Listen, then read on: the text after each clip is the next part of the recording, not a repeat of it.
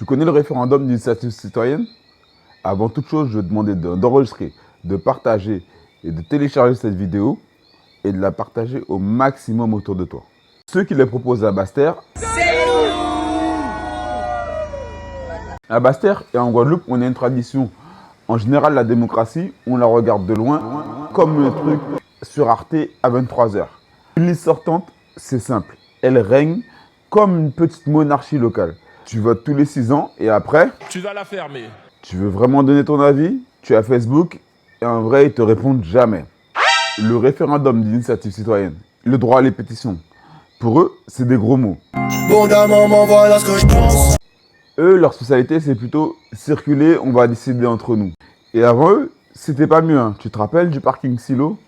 Un truc posé là, sans demander à quiconque si c'était important, si ça devait être prioritaire, ou encore si ça nous tenait à cœur. Pas de consultation, pas de débat, le truc était là comme un virus informatique que tu avais téléchargé par mégarde. Imagine 2 secondes, avec le référendum d'initiative citoyenne et le droit à la pétition, un projet comme ça, tu le passes devant les habitants, tu les laisses trancher, et en fait c'est ça qu'ils ont refusé de faire pendant des années.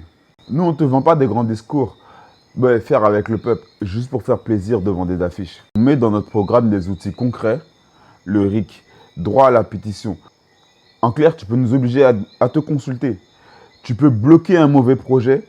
Tu peux imposer un bon sens. Tu ne viens pas décorer les réunions, tu viens aussi décider. C'est un peu la différence entre être spectateur dans leur film ou être co-réalisateur dans le nôtre. Donc à Basse-Terre, tu as 2 choix. Soit tu continues avec ceux qui décident sous l'ancien régime. Pour le deuxième choix, il n'y a qu'un seul choix.